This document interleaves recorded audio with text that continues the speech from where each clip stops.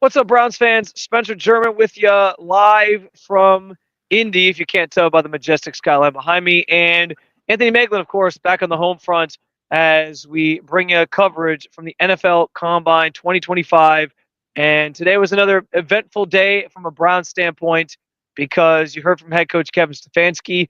Also heard from a potential player that could be in play at number 2 overall in Abdul Carter. And there'll be plenty more players that are talking throughout the next couple of days. So we appreciate you stopping on by. I do want to remind you to like and subscribe to our channel here with the Cleveland Cavaliers on SI, and head on over to Cleveland Cavaliers on SI.com This guy, no, I got to stop you. What I said? Did I say Cavaliers? We're not. This isn't Cavs. Oh man, we were just talking. In fairness, we were just talking about that. Can we restart? No, it's live. We could restart, but no, that doesn't work, man. It's live. It's fine. We'll just keep rolling. You guys know. You see my face over there. You see my face over here. It's fine. It's been a long couple you're days. Everywhere, man. Cleveland Browns on SI, our YouTube channel right here, and of course over at Cleveland Browns on SI, si.com/NFL/Browns. For any written content from today, we got a couple good things up there, and some of the things we're going to hit on during this conversation because Megs, once again, Myles Garrett is the topic du jour for the Cleveland Browns, and everyone wants to know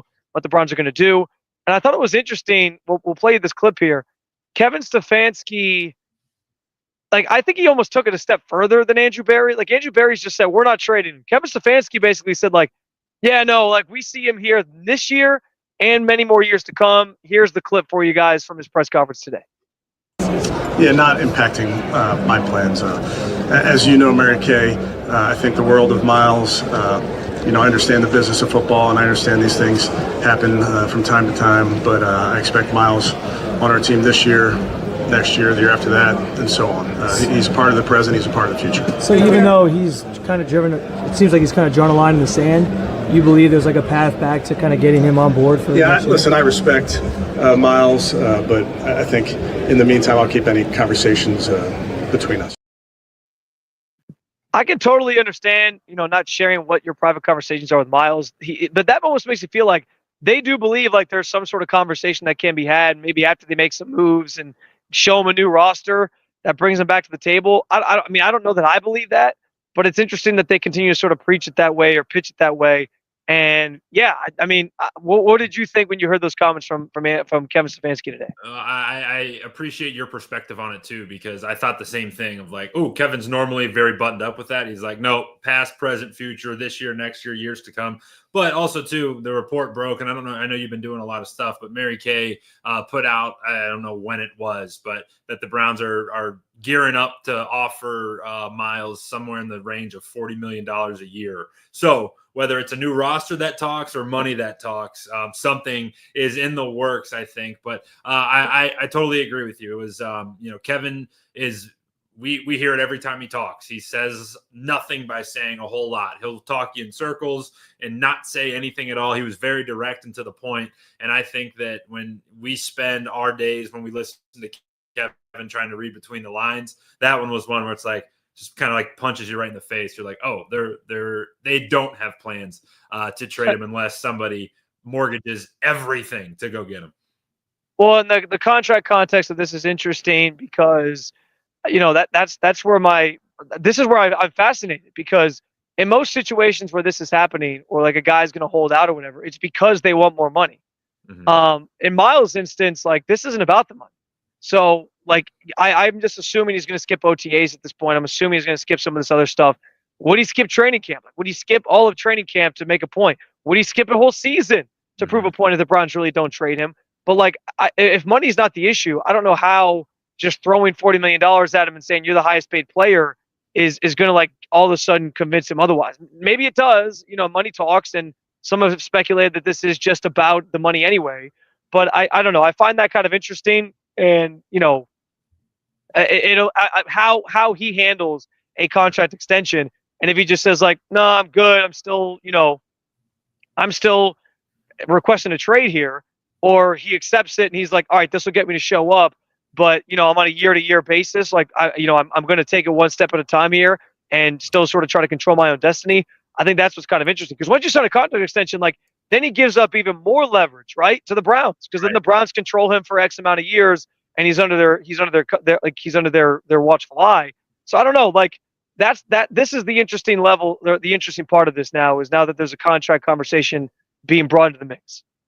Yeah, no doubt about it. And like I do think that it is about, at this point in the game, it's about putting a winner on the field for him. And I think there's a path to the Browns doing that and showing him that, hey, we're going to go chips in the middle and try to figure it out with the best that they can.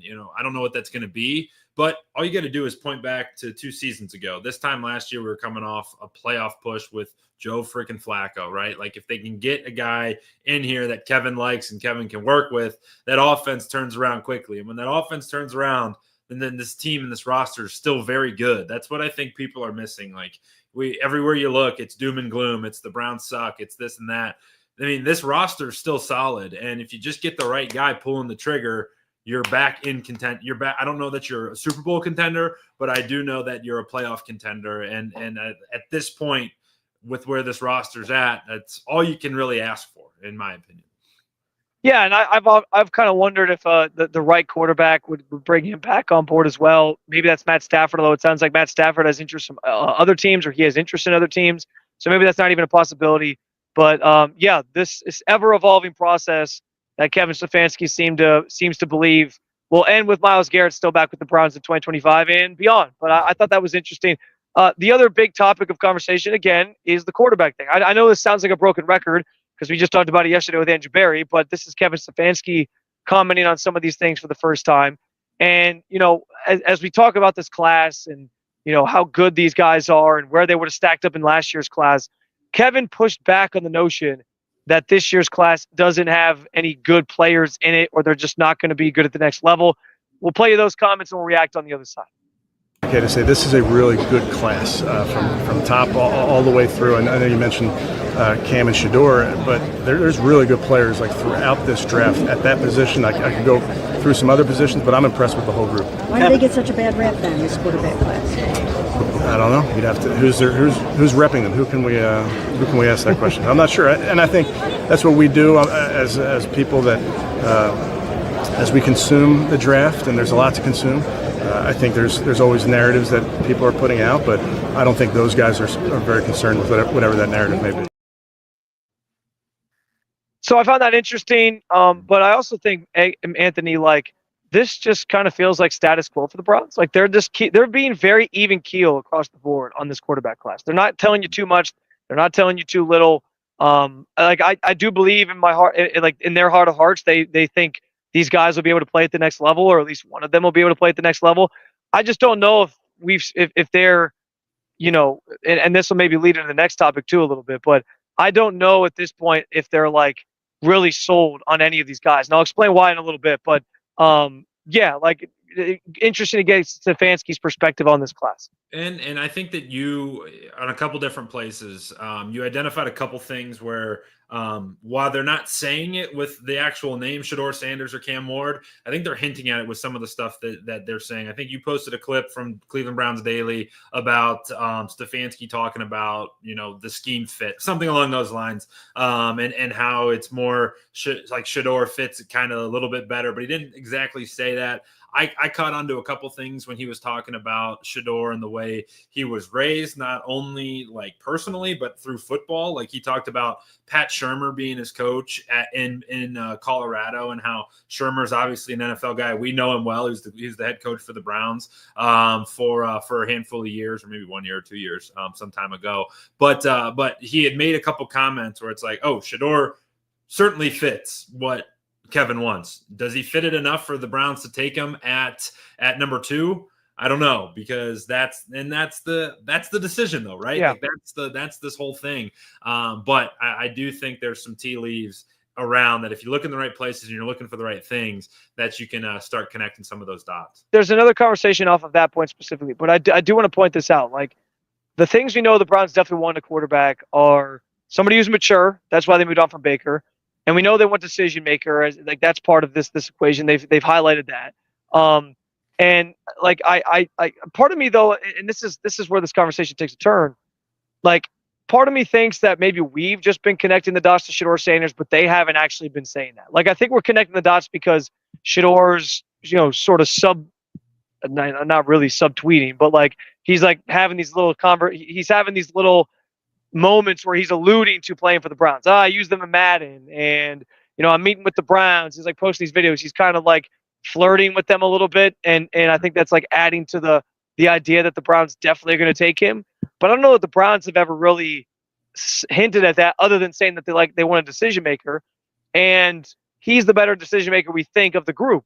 But they could evaluate these guys differently, and I think that's the big point here. Like from Stefanski and talking about the class is, on one hand, we can sit here and say like, well, these guys would be 6th, 7th, 8th, whatever in last year's class, but it's all in the eye of the beholder, right? Like if they identify a guy that they think is a true franchise quarterback, they're probably going to take him at 2, and that's probably the way that it should be. Now, and it's funny you say this because literally just now at 6:52, Brad Stainbrook, who obviously does a lot of good work for covering the Browns, and I'm sure if you're watching us, you've come across Brad's work, posted a picture of Shedeur walking around town with a Browns hat hanging from his book bag. And like, that's the thing. These are the things that like aren't accidental. And, Shedeur isn't just There's no way. That's a real thing. It's a real thing. I'm mad that I wasn't out there on the streets to see it. I would pull it up. I'll pull it up when you're talking next. But we'll okay. This is okay. This is not happening. There's no way this is all just a ploy. This is all just Shedeur. It's too much. There's too much smoke now. He's trying to like flirt with the Browns and like get everybody excited. I said this before too. Shedeur's not stupid. His dad used to work in the media. His dad knows what sells. I mean, look what he did with Colorado. So I think he's doing all this is just like, a fun exercise and like clicks and getting excitement and engagement on social media and elsewhere by putting all this stuff out there into the ether and getting people like revved up. And it's all going to be for nothing. Like, I think it's all just about that. Like this family is too smart to not know what they're doing. Yeah. And they also know that like, that's valuable stuff too. Like it's fun. He's in the conversation. He's going to be in the conversation for as long as his career is. And I think that's a part of it too. Like while a lot of fans have whatever bone to pick with Prime or Shedeur, it would be fun. I mean, ultimately it'd be like the Browns or whoever picks him is going to be the center of the attention for rookies, at least, Yeah. And there's that element too, where it's like, we talk about it. We're going to continue to talk about it until April, 25th when the draft is. But I think that's also part of it is like, yeah, he's playing the game. I think a lot of people realize like it kind of would be a little bit of fun if it was Shedeur and in town and all that stuff. I mean, I do think there's the circus that goes with that a little bit, but I think like he's proven he can be mature and like kind of become above the fray on those or be above the fray on those things. Stefanski talked about leadership qualities, and that's something they value. And I think both these quarterbacks show that. So it's all, it's all part of the puzzle. But I do think this is like too much almost. And this I think segues nicely because we've heard the phrase decision making come up a bunch. We've also heard like the term fit, like we're looking for a fit for us. And I think this is why we're trying to connect the dots on Shedeur. I want to play you these two clips first. Stefanski first talked about, he used that phrase fit in talking about the quarterback, like what they're looking for in a quarterback. And then we'll sort of play the opposite of that, which was fit versus talent.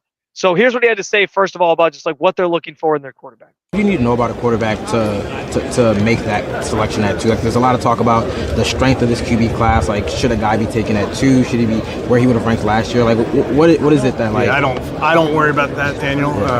I think you're trying to figure out, is there a fit for your football team? And that's why, like we talked about just now, I mean, this is a process. It's one thing to watch the tape, and then you got to get to know them, then you got to make phone calls on them, then you got to get to their pro day. There's so much that goes into this evaluation, and we're in the middle of it. We're not there yet. But just a quick follow up, like quarterback is the most important position in the game. Like at 2, or just taking a guy that high, is the final question, like, he's a franchise quarterback, he can be a top 10 quarterback. Like, how do you kind of parse that when you're making that decision? Not in those words. Obviously, if you're taking a guy there, you believe in him to be a guy that can be your franchise quarterback, quote unquote. But we're just looking for a good player that fits. So again, the fit versus talent part of this is interesting because we've talked so much about Shedeur being the right fit, but I almost feel like Cam Ward has the more talent.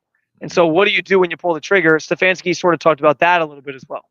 Balance, drafting somebody who maybe is a better fit for what you want to do versus like maybe somebody who has more talent. I think it's our job as coaches to fit talent into our schemes, and I'm talking offense, defense, special teams. So you're always looking for talented football players. You don't want to just look only for scheme fit, because then that'll take you away from taking maybe a more talented player.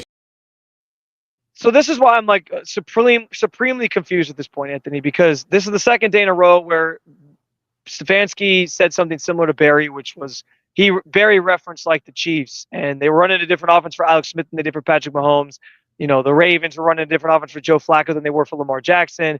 And we know that this regime isn't shy about, hey, we'll try something different if it's the right player. They tried that with Deshaun, it didn't work.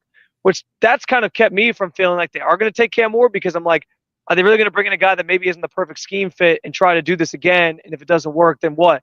But like honestly though, like maybe as they talk about fit, like maybe the guy who's just the more talented player is the better fit. Again, they have me running in circles at this point, and I kind of just feel like because of that, and they're sort of just like throwing out things in all sorts of different directions. Maybe that's a sign that they're not going to take a quarterback. Like they feel like these guys are going to be pretty good, but maybe they have their heart set on a different direction, because like and part of this too is just they don't really give a lot away. But I just like, because I'm trying to read into every little thing, and I'm driving myself crazy over it. And maybe it's just that they don't necessarily feel like they're going to take a quarterback at 2 because they don't value these guys that high. And maybe Spence. I mean, maybe it is also that, like we heard in the first clip we played, this quarterback class is potentially pretty deep. And I think I wrote about it, or you and I talked about it at some point, but like you look across the league. Well, I don't believe that, but Stefanski clearly said Stefanski said it, but you got a guy like Will Howard. Where's he going to go? You could pick him up late. You could pick a guy like Kyle McCord up, Quinn Ewers. Some of those guys are going to be available, and maybe that was one of the things where he's saying. Which, if you do that, you're suggesting you probably are starting a veteran next year. Well, and that's but I also think too, to this point about the scheme fit versus the talent fit. Barry talked about it yesterday. I don't know what show it was on, but it's something I picked up on. He's like, yeah, you look at Lamar Jackson, like he came in, Joe Flacco was the starter. They realized halfway through the season or whatever it was that, hey, this Lamar guy can go. We got to change our entire scheme and our entire system. So if they do lean more talent-wise, you pick a guy like Cam Ward. You bring in a veteran who can run, Kevin's offense. Kevin's confident in it. Maybe they don't think Cam's ready to go quite yet. And then when it is time to, hey, Cam, it's your team. Do you adjust? Do you change? And Spence, how scarred are we? And scarred is probably not the right word, but how scarred are we from just horrible quarterback play last year? Like how much of that was, hey, the Browns were trying to fit a round peg into a square hole, or how much of it was their quarterback just didn't care, like didn't give a shit, but didn't give a shit to win football games, would rather do a bunch of other stuff. And now we're painting this as Kevin and the Browns can't do this, where it was maybe just the quarterback just didn't care at all. So I don't know, like obviously that's part of the equation as well. Yeah, it's a good point. We don't know that. When you get a rookie in there, maybe you can mold him to what you want to do, and it's a little bit smoother of a process rather than somebody who had already been established at the NFL level and sort of knew what he wanted to do or what he thought he wanted to do. So yeah, that's an interesting conversation and part of this. But like, listen, I think Stefanski's right though in his what he's saying. Like, you got to take the better talented player in the end and make it fit. And they've talked a lot the last couple of days about like, your offense should be fluid enough to mold to anybody. And so I do think there's been that seems to suggest that they do have, some liking to Cam Ward, but I just don't know if they're going to pull the trigger on him or either of these quarterbacks at this point.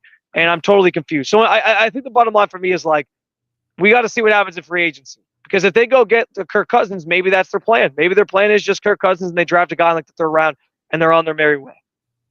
Yeah. Well, my guy, I would be okay with Kirk Cousins, but I would also, the guy I want them to go get is Malik Willis. It's just a pipe dream. I've seen some clips from him. I watched him all year. Every time he gets in, he's got an electric arm. He could be a guy you go get. There's a lot of options. You could go do a lot of things. I don't see him swinging for the fences and trying to go get Stafford. Like I said last night, I would put my bottom dollar on Matt Stafford playing quarterback for the Rams next year. But, there are some options. What I don't want to see is Daniel Jones back there. I don't necessarily want to see Kirk Cousins back there, but whatever the case is, you got to bring a veteran cat in, as well as I think, in my opinion, bring in one of these guys for both a short-term and a long-term solution for this roster. So a secondary story from today was that Kevin Stefanski revealed they will not be going back to the Greenbrier next year. They will have joint practices again next year, which that's not surprising. Kevin Stefanski raves about the work they get in at those. The players talk about how great it is. So those will still be going on, but no Greenbrier trip.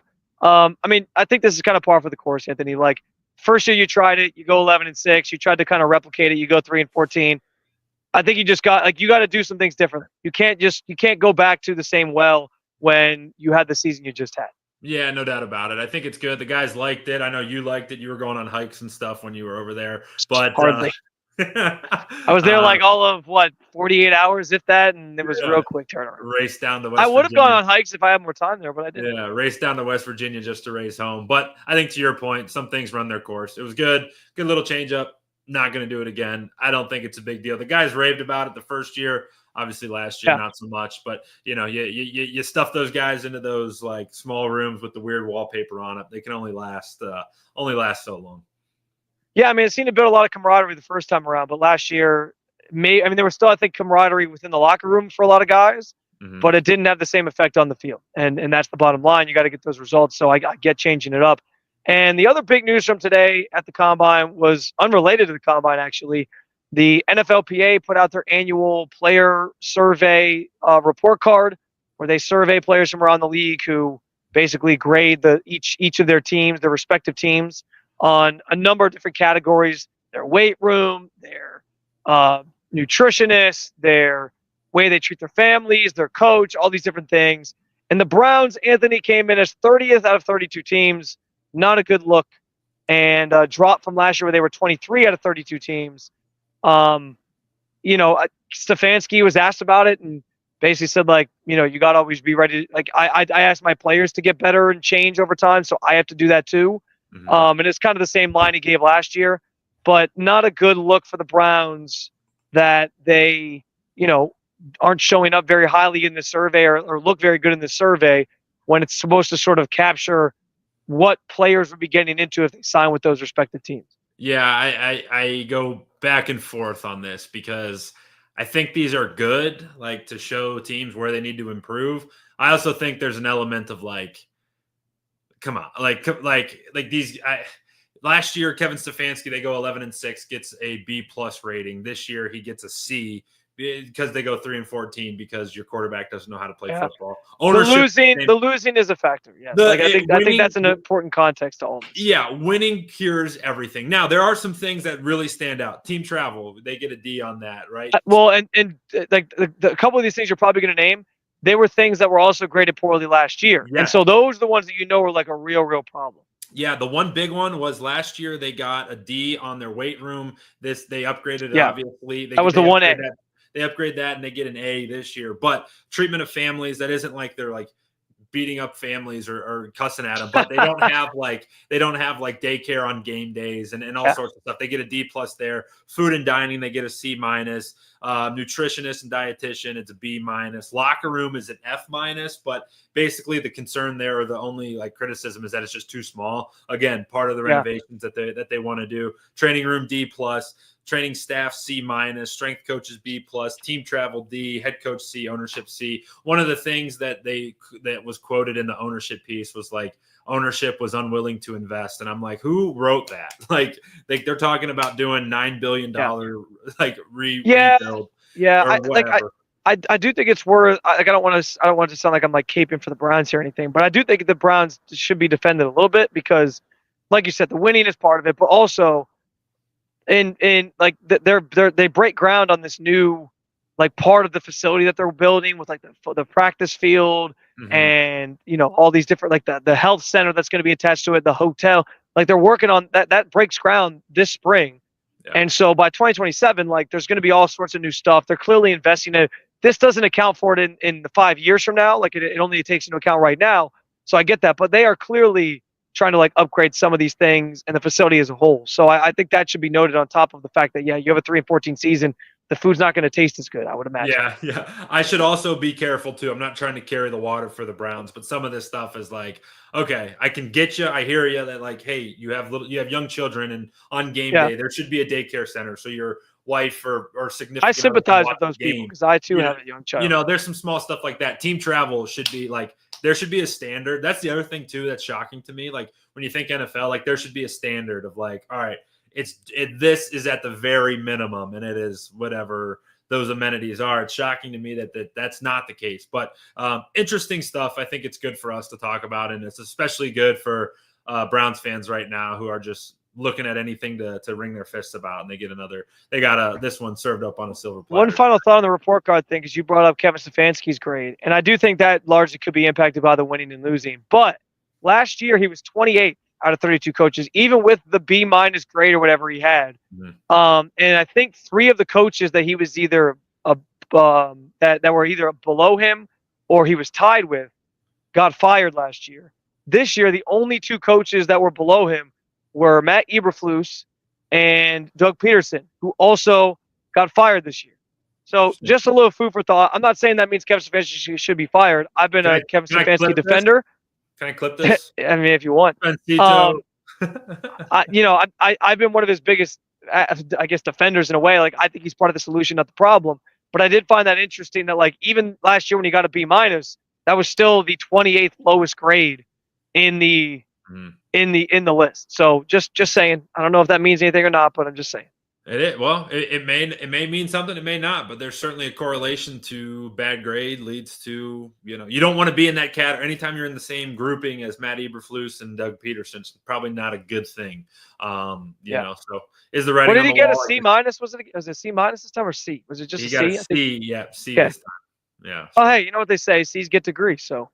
Maybe C's can also get Super Bowls. Well, come on. Maybe C's can also get Super Bowls. I don't know. Guys, we appreciate you stopping on by here for this conversation. A little longer than we usually go, but there was a number of different things that we hit on. So, be sure to check out from throughout the day any of the content we put up at the Cleveland Browns on SI YouTube channel. We have Kevin Stefanski's press conferences from today. I also got Abdul Carter's press conference. We didn't get a chance to talk about him, but we'll save that one for tomorrow. But that's up on the YouTube channel as well. You can also read any of our written content over at Cleveland Browns on SI or si.com/NFL/Browns. I got a bunch of stories up. The Abdul Carter one I thought was pretty interesting, stuff about the Greenbrier not being a thing anymore. And I know there's been a ton of other stories that have gone up today just in relation to the combine or the draft. So check us out over there. And we encourage you to find more content like this again at the Cleveland Browns and SI YouTube channel, and subscribe if you have not already done so to our channel as well. Today was day 3, day 4 of the NFL Combine coming your way tomorrow. Mostly about players, and Travis Hunter speaks on Thursday, so that'll be a fun one, and that'll pave the way for the quarterbacks and some of the other skill positions on Friday. So we hope you'll keep on following along with our training or our combine content from Indianapolis with the Cleveland Browns on SI.